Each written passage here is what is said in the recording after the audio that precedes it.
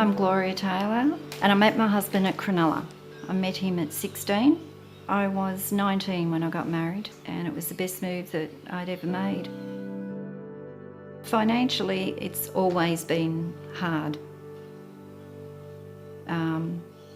After coming back to Sydney with virtually no money, with Ken's job moving him everywhere, it was tough, but we did it together, and I always said I would live in a tent with my husband, and you know, we nearly have sometimes. My financial situation really became challenging when Ken and I both had to give up work because of his cancer. He'd been sick for 18 months.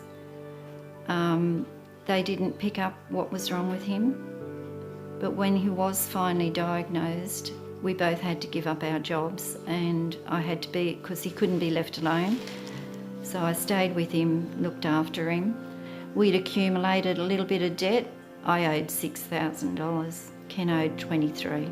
So credit cards were a big factor in our life, unfortunately, and to our detriment. That's when poverty kicked in, so to speak.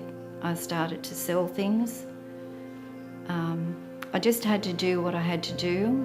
There was a funeral to be had, and there were hospital bills to pay and medication.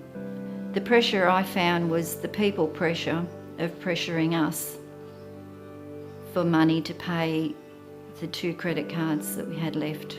They even wanted me to go bankrupt, because you can go bankrupt at $6,000.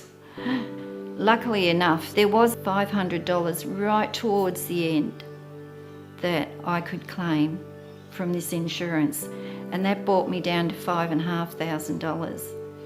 So they said, okay, you can't go bankrupt now because you're under the $6,000, but we can still come and take your car. I needed my car because I have my 87-year-old mother who's got macular and hearing problems. I needed to be able to get her to the doctors. That's when it's all started to go down the drain. The people pressure was getting to me, the mail, every day in the mail there'll be threatening notices. It was just all too much, on top of grief. Grief enough was enough for me to cope with. At the time I couldn't see any hope. I rang Wesley Mission, the community centre, and I went up there and I spoke to Kelly. I really expected to go there thinking that I would just be, you know, another pebble in the sand.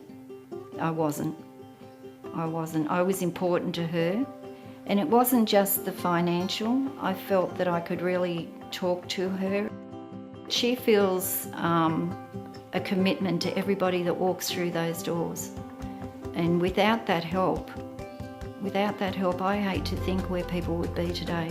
I know where I was before I walked through those doors. So I'll be forever grateful to Wesley Mission for the help that they've given me. I never in my wildest dreams imagined that these companies would wipe the debt.